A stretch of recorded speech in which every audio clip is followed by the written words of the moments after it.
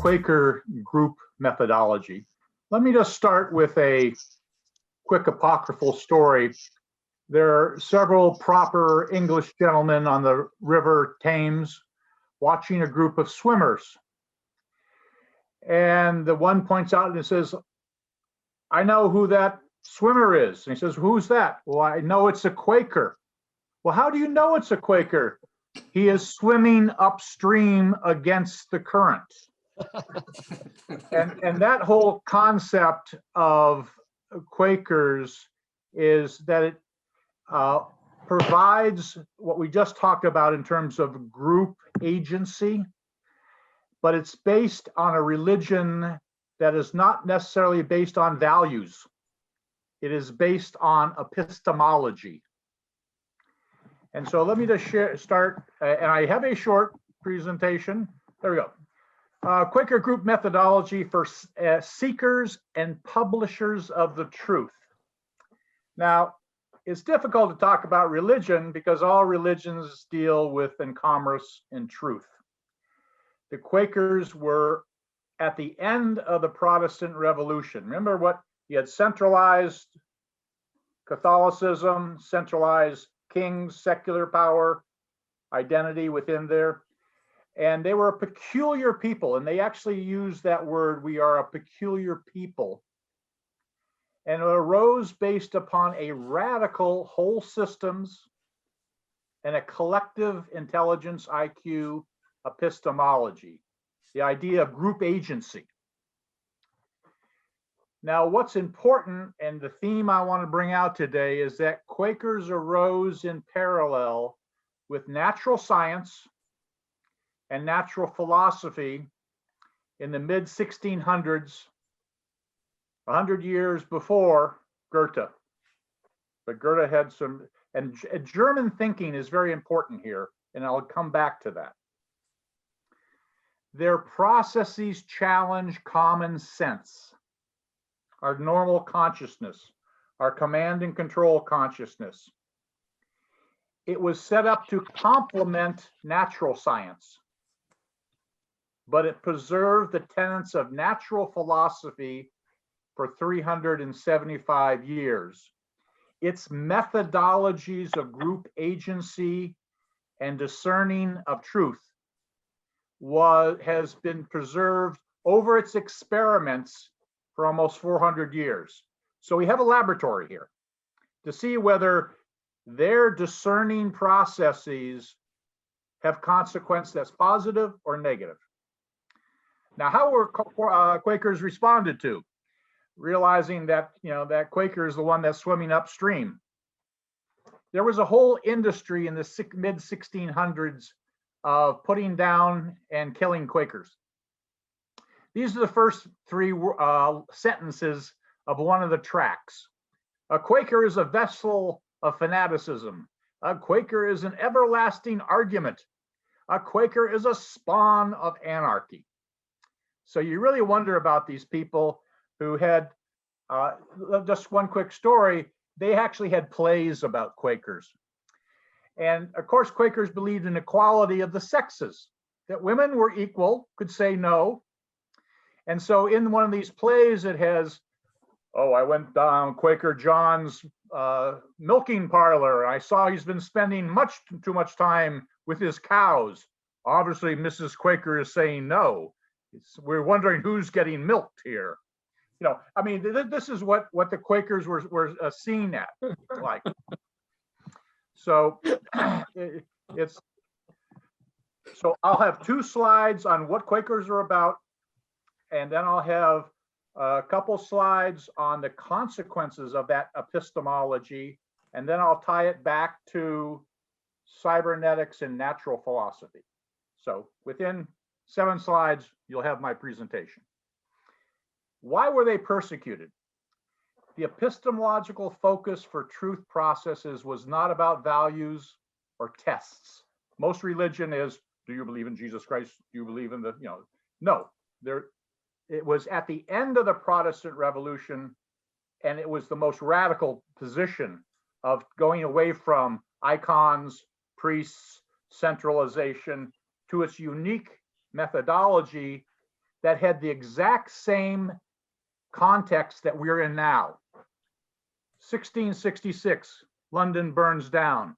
Before that, the Black Plague wipes out a good 18% of the population in England. The Civil War, the beheading of King Charles, the whole idea of rights of individuals competing against that of the centralized king. And what happened was, for those who don't know the British Civil War, they had Cromwell, they had all these people there fighting. They killed the King Charles I. They didn't know what to do. And they then brought back King Charles II, his son. That's where the American Revolution tried to complete what was started back in the 1600s. So, radical worship. Quakers reject the ideas of priests, believing in a priesthood of all believers. Radical, not of preaching the word. They're getting away from the human propensity to use the word as the thing. They're arguing with words, but testing the precepts, perceptions, peripheral vision, and looking for the edges of the paradigm that they were within. So that was coupled, this radical worship, with a radical feedback device. It's the basis of nonviolence and how do systems learn. So Gandhi in England, in India, went against English colonialism by literally getting up from here to the horizon, people lined up when the bully boy says, do not cross this line or we'll beat you. And so people would cross the line, they'd beat them, they'd have the hospital to take them. And they gave a feedback device of the consequences of colonial policies. That's why you don't respond to violence with violence, and that's the peace testimony. Radical access, cut out the middleman. All Protestant revolution was cutting out the middlemen slowly, but you still had priests, you still had these intermediaries. That's where power gets corrupted, you know. So direct access, believed in universal education for, yes, even women. And so God was continuously revealed. It's an emergent, directly to individuals, a bottom, sort of up. Information processing. So the whole structure of Quakerism is decentralized, distributed, self-organizing intelligence. And the question is how you keep it together, and we'll get to that. Radical truth. Avoid creeds and hierarchical structures. So they had a whole effort of demythologizing ancient religious stagings. So the Bible was very important, but it wasn't the only source to knowledge. It was not taking the word and trying to apply it to the world, which Christian monotheistic religions, Judaism, Christianity, and Islam all do, because they have the same creation idea. So the idea was to have a radical truth that avoid creeds and become truthful to change the larger environment. So the idea of one price for everyone came from Quakers. So you just didn't negotiate with people of what you could get from the person, or a little boy, you charge him more because he doesn't know. It was a universal price system. So you changed the environment. And that was plus the radical decoupling of the double helix of secular king power and spiritual power. It was like a double helix that they were fighting against. Radical empiricism. They were prohibited from attending the universities because they wouldn't swear allegiance to the crown. And all, of course, universities were theologically based then. So they based their ideas about experience, validation, shared perspectives. What was the consequence of that? Who were the first iron bridge makers? Who were the first rail makers? The first steam engines for trains and the first rocket train was done by Quakers, because they were experientially based, not conceptually based on a theology.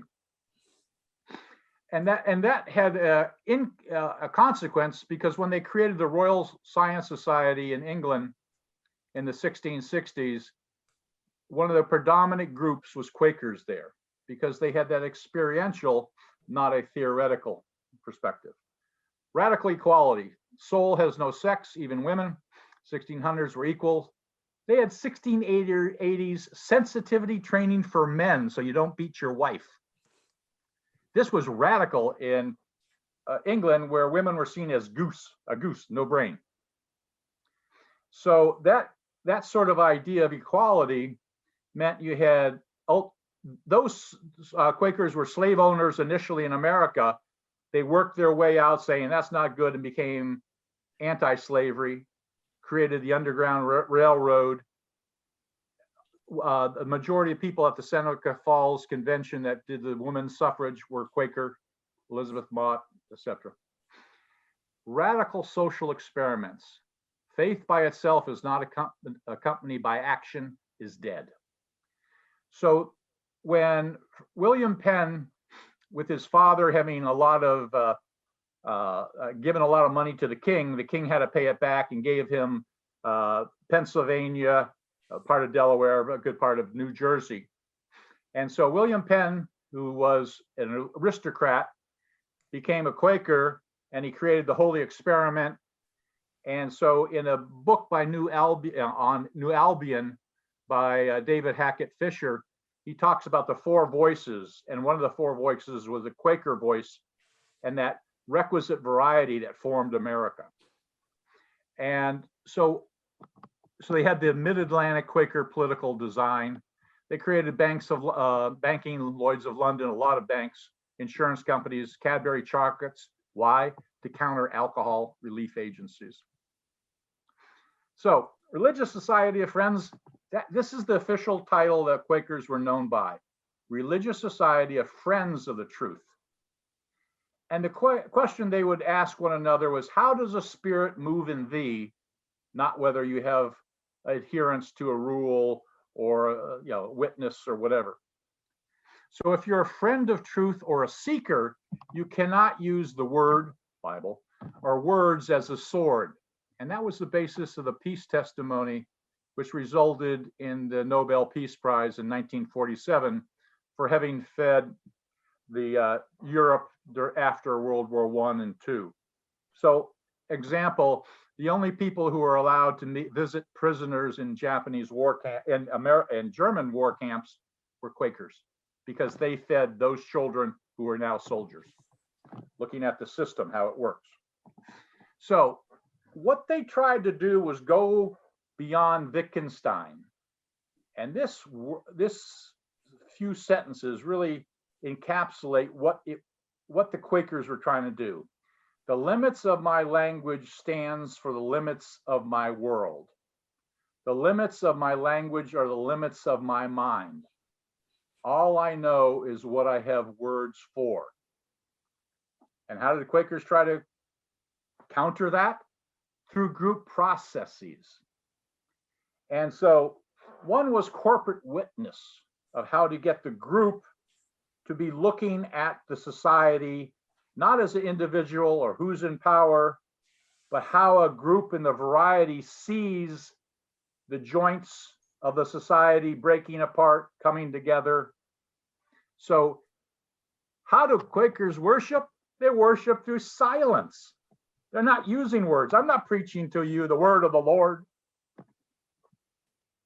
I'm sitting there trying to break down the way I see the world, the monkeys in the mind, my agenda, what I have to do next week, who I'm going to hit, etc., to how does the world operate? And you're waiting for the spirit or the light, as it's called, to come to you to say, no, me having these slaves is maybe not good for us. It took them 100 years to work through that, but then they understood as a group process that slavery and dehumanization, so they became great, just across the river from me in Lincoln, Virginia. They had some of the first Quaker schools for Black slaves, and they tried to create that throughout the South. Not very popular. Distinctive processing of messages through queries and advices, not rules. You ask questions, you don't have answers. You're putting that back into the person, back into the situation, not trying to impose. So they had threshing sessions, epistles, this is what I think, movement of ideas, and this is what's important about the information processing of Quakers is they'd go from a monthly meeting where people are coming up with ideas. They're crazy ideas too. So how do you sort them out? So it goes from a monthly meeting to a quarterly meeting to a yearly meeting to sort out the crazies from the seed of what's oppressive. So one way of looking at this is the way Quakers resorted to a language of thee and thou. How does the spirit move in thee? Because if I use Mr., it's a shortened form of master. Just me using that word, Mr. Huxley, I'm saying I bought into the system of Master Huxley. So you have to change your language. And at the end, you'll see what's called Conway's Law, which is a new cybernetic law we need to adhere to, but was looked at by Quakers. So massive communication networks, documentation to unearth patterns for all to see, feedback. So we had community, so all these Quakers throughout England and the world, they had committees of suffering. I mean, they had about 500 Quakers, just under 500 Quakers killed in prisons in the UK for not tilting the hat, not paying a tie to the Anglican Church, or holding a silent meeting. So, but they would not fight against that. They would try to develop the feedback loop to the system. So what was key here is this next point of understanding the difference between an individual mind and the cultural group mind, where the language system has buried assumptions that sustain tyranny over the minds of the people. That sustain tyranny over the minds of the people. Difference between small mind and the big mind. Quakers don't have a theology at all. As it was said, we have no hooves nor horns. So hell, damnation, sin, all that stuff doesn't play a part. They're not nouns or a thing, but a relationship with the lights. So the idea is you try to get to the silence and you're looking at the cracks in the world to see what's not working, to try to bring in light from the outside instead of having your own preconceived ideas being the light. In the United States, testimonies are, this is very practical, called SPICES, simplicity, peace, integrity, community, equality, stewardship. That's the closest it comes to values, but they're testimonies. They're not a value word imposition. They're what is it that you do for peace? So every month you have a query about these sort of questions. Basic tenet. And this is what distinguished Quakers from other religions. Jesus, God, light, whatever the hell you call it. It resides in you and in me. So that makes human life sacred. It's a covenant to cultivate the between space to test, evolve beyond our given cultural paradigms. So it's an interactive religion, not a word-based, assumption-based religion. A friend helps one to discover what was already there, which has ramifications for education, not to change or persuade, but to discover and disclose. You're drawing out that inner teacher, the God, whatever you want to call it. Very, very different. So now we'll get away from what they were trying to do to the context they were trying to do it in. And this is really important because we're part of a second cybernetics revolution here. When natural sciences split from natural knowledge, Quakers and anthropology retained natural philosophy methodologies. So Quakers have tried to retain what was in the 1600s of natural philosophy of what Stewart talks about in terms of, my God, we need more philosophy to be taught. Not the historical philosophy of as what did they think, but how to think. So you have three elements here. First one is natural science, the analytic reductionist of parts, challenging hypothesis. That's Francis Bacon, 1622, his new method. Now, Bacon's method was, he explicitly stated, this is only for the physical state of man to change our physical material conditions. That's what science was for. That's the new Atlantis. Now, Bacon came out of a law and being part of the King's Court and Queen's Court, but he understood what was unique about the United Kingdom was evolving common law. It wasn't a law that you then impose. Law itself has to be restructured as new situations come about. So the official title was the Royal Society of London for Improving Natural Knowledge. That was the Royal Society. 1660. Natural knowledge versus theological, abstract, etc. The two sciences diverge. Mary Somerville, I have a great book by her, where she tried to codify, starting in 1815, all the sciences based on mathematics and physics, not based upon the wholeness of the system. So this resulted in this analytic science of 1843, Comte, positive, logical positive, creating modern science. So we've had for basically 200 years a modern science that has squashed these two lower areas. If you go to the bottom, you have natural philosophy, whole systems, a descriptive science of levels of interaction. That was in the 1640s. What people don't understand about history of consciousness is you had people like John Ray, mid-1600s. He created natural theology. It was a search for divine wholeness of systems based upon total morphology and morphogenesis, which he created back in the 1600s, replacing systems based upon one feature, organ, or component. It was trying to get, so it wasn't about God, it was about how you observe nature as a holy togetherness. Now, what's important here is that you then go to the Germans, von Humboldt, and geography, and how does your knowledge grounded in the landscape of the terrains that you're interacting with.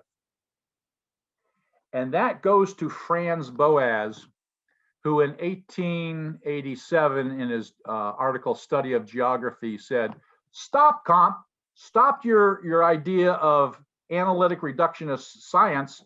We both have to exist as a comprehensive whole science, natural philosophy. Now, what happened was Boas went from Germany to anthropology to the United States, training Ruth Benedict Mead, influencing Bateson. That then led to the Macy meetings, the Frog's Eye, and whole systems reemerge. In the middle, you have the Quaker method to probe paradigms and whole systems. It was started by George Fox, Margaret Fell, mid-1600s. So it was a conversation between content and context, between the mind and the big mind. Collective IQ processes. How do we generate something beyond a text, an individual? And so it was against power to empowerment. Social information processing systems and feedback loops. And so when William Penn got his bequeath from the king, they brought what is called the Holy Experiment in Governance to America. That resulted in 1701, the Charter of Privileges, which was the blueprint for the Bill of Rights, freedom of consciousness, trial by jury, all these things that we have there was done in 1701. You remember the Liberty Bell? It was created by the Quakers to celebrate the Charter of Privileges of 1701 that allowed the let freedom ring. They have a passage from Leviticus in there. We then took it as a Liberty Bell for American Revolution. But it was a direct development of the principles of the epistemology of Quakers that helped develop the meetings in Philadelphia that resulted in our Declaration of Independence. So we have the design of the American experiment, anti-slavery, women's rights, anti-war, Nobel Prize. So what's important here is this component is the guy swimming upstream. You don't hear much about these lower parts. So changing the epistemological premises of your society, you have a science focus, systematization. On the other side, you have a Quaker focus or natural philosophy focus of whole systems. So how do you look at the differences between that? On one side, you have brain and consciousness. I'm conscious, I control, command and control. On the Quaker side, you have mind, metaconsciousness, and how you organize or reorganize that so it doesn't have violent implications. So here the model on the systematization is power, dominion. On the Quaker side, it's empower a peaceful kingdom, where the whole system fits together. Cognition, what I think, perception. So the difference, this is really important. We talk about cognition, behaviorism, all that stuff in cybernetics, but what the frog's eye told the frog's brain is about perception, what I see. And that's what that radical empiricism and experiential basis of Quakers was about. So on the one side, you have logic, absolute truth. The other side, continuing revelation, emergence, evolution, etc. You have the word, the holy book of truth. And here you have silence, seeking the truth, processing. Remember, it's about processes, not finality. External order, behavior, organization, reciprocal interaction. That reciprocal interaction was probably the greatest contribution of Quakers to the American experiment, which was reciprocal liberty, which says, I cannot be all that I can be until you, white guy, are all that you can be. That reciprocal, because you're part of a system instead of hegemonic, I'm on top. Values, compliance on one side, processes. Throughout all the literature of Quakers, it's about good order, not right order, that's Puritans, not hegemonic order, that was the Southern plantation owners. It wasn't natural order or liberty of the wild ass Scots and Irish out there in the frontier being pioneers, being scalped. It was that reciprocal interaction. And so on one side, you have facts, bits, bytes, big data. And there you have a very strange thing of emergent where you have chaos and order. It's called a chaotic organization. This guy, D. Hawk, who created the processing for the complex aspects of Visa, MasterCharge, etc., uses the term chaotic. Quakers didn't use that, but that was a thing. So, how do we understand? Next 3 quick slides. How do we understand Quaker epistemology using cybernetics principle? This is Conway's law. Conway was a software programmer that understood how software, algorithms, the artificial intelligence world was put together. He says, organizations design systems mirror their own communication structure. Let me go over that again. And organizations design systems, how I create my laws, my institutions, how I treat my wife, mirror our own communication structure. So understanding, so when Quakers say, I'm not going to participate and be preaching, I'm going to sit there and be silent to be able to understand my communication structure, and then I'm able to design beyond it. That's what they were doing. So the interface and communication structure of a system reflects the social boundaries of the organization. Look, the little man in his chalk in his box that produced it. Across with communication becomes difficult. As Jonathan Huxley said before, trying to get across that box is difficult. You know, when I was working at Stanford Research dealing technology transfer of engineers and applications, whoo, I mean, it was a really interesting thing. This is what Bateson said about this type of picture. For a man to change his basic beliefs that determine his perception, his epistemological premises, he must first become aware that reality is not necessary as it believes it to be. And that was the Quaker Revolution. Only then is it possible for the mind to consider radically different ideas and perceptions. So, how do we think about this? We have our common sense known knowns, what I know right now, right? Now, what religion tries to go is from here to the unknowns, a direct diagonal. And they use the word, they use our human constructions to construct our religious realities. I would call that tilt. How do you go from that to that? Good luck. So what happened here was analytic science. You have a known, I have hypothesis. I think I know why the chicken rots. And Francis Bacon then put it into snowdrifts and tried how destruction. So you test the questioning with probes into the unknown, but you're starting from where you are, the ideas of science, etc. But that also has built in the other component over here, where Quakers and cybernetics deals with, is the unknown knowns. So I know something, but what don't I know? What are my blind spots? It's a system science of science. It's a return to the paradigms, perceptions, and contexts through which we see perception. Self-reference feedback can be virtuous or vicious. So the question is, you want to get over here, you violate certain things by, I just made it up or whatever. You really progress the physical state over here, but you need another science, a natural science over here to look at your assumptions and the wholeness of the blind spots.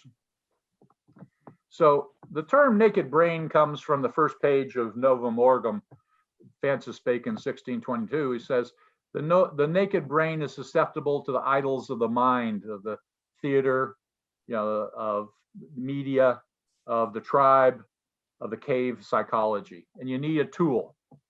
So these are two tool sets over here. This is just using words. So for Heidegger on technology, which is I recommend everyone read, tool sets of technology and science inframe the world, both revealing and concealing. Last slide. Kant was a brilliant matrix of knowledge and learning. He created not just what I know or the knowledge and beating yourself up in the medieval world. He says, well, how do I learn a priori or a posteriori? This was a radical, his awakening from the dogmatic slumber of Hume, etc., of empiricism. So in his critique of pure reason, he had a Copernican revolution. He proposed that knowledge should not depend on conformity of judgment to an object in experience. Rather, the existence of an object in experience should depend on its conformity to categories. And that gave the potential for science. So analytic just means, and a priori, that's kind of like duh, it's logic. All men are males. Here you had the duh thing, synthetic after experience. That's experience. He came up with saying, we have synthetic a priori. That's science. We have these categories so we can do the science because of the structure of the human brain. What he said was impossible. What he says is unknown form, his actual words are unknown form of causality is this element down here.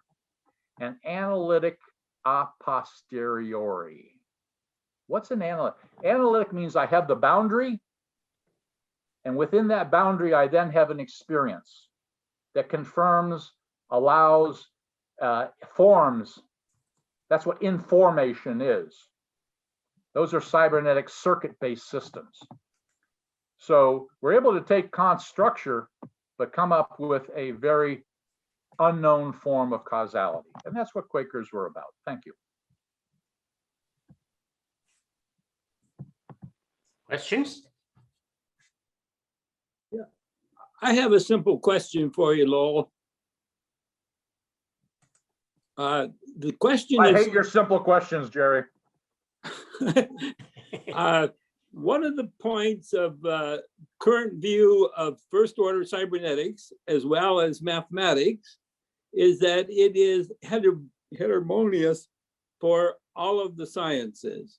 The hegemony of mathematics sort of has become a ruler for human behavior. And I guess the question is how does Quakerism respond to this view of the hegemony of mathematics? Hegemony of mathematics is a cultural construct of your symbolic universe. You must question it.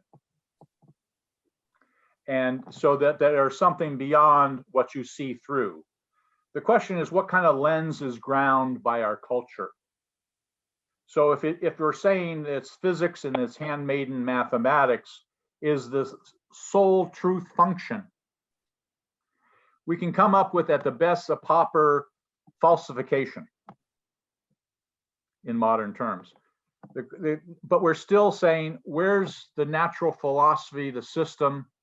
Because what cybernetics provides is understanding the world as a circuit. A small mind and a big mind is in a larger circuit. So what the Quakers were saying is, it's not a Copernican revolution. Remember, Copernicus said, before the earth is here and the sun and everything revolves around us. Copernican revolution says, no, we're going to put them in the place of the earth and the sun. Quakerism is a double Copernican revolution. You're taking the human man from the center, move him to the outside, but putting a larger universe around it. Is a double Copernican revolution, which is a reflexive turn of mind inherent in second order cybernetics. Does that answer your question, Jerry? I won't pursue the argument here, but I do think it was